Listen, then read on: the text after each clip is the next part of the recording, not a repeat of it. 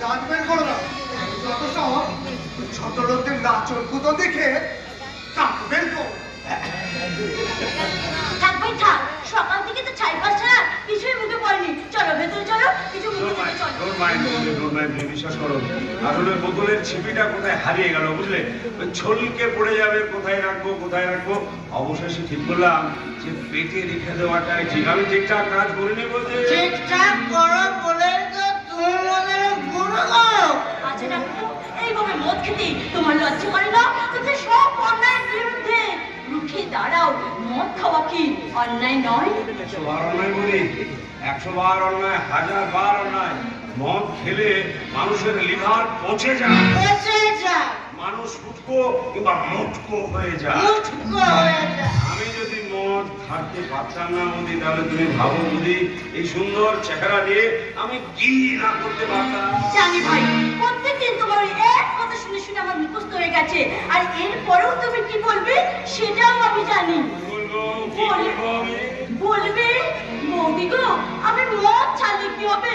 মদ যে আমাকে ছাড়ে না, চেষ্টা তো করি গা, কিন্তু পারি নাই গা। দেখো গো মোদি, আমার কলির ফোনা বলে গেছে রে ভোলা, কলির ফোনা।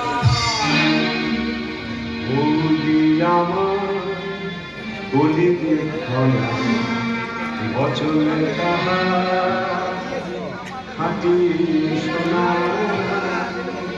জ্ঞান রঙিতে সরস্বতী, সংসারী অন্নপূর্ণা,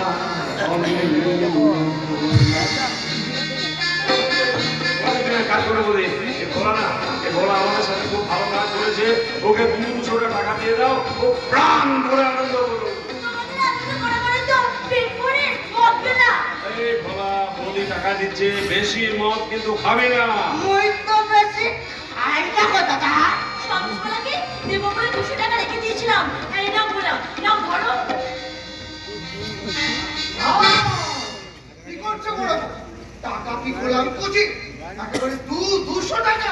সামদড়ি কেপো, তোমার অতি ছোট মন। আমি কে বল? এ আমার কষ্টের টাকা। থামো, এটা তোমার টাকা নয়, এটা হলো আমার বাপের বাড়ির টাকা। এই গাঙ্গুলি বাবু, তোমার থোতা মুখ একেবারে ভোতা করে দিয়েছে তো। আরে যাও, তোমরা সব যুদ্ধ করিয়াছ ভালো, মুখ করিয়াছ ভালো, তোমরা সব যাও লাচিতে। আর আমাদের ওই চিরশত্রু হেমন্ত মিত্র বসে আছে চুষি কাঠির হাতে। কাঠি হাতে।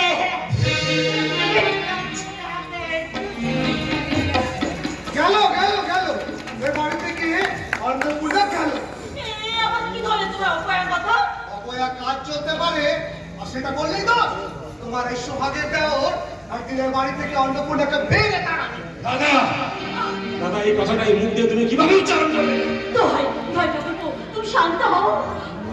কেন শান্ত? কেন দাদা?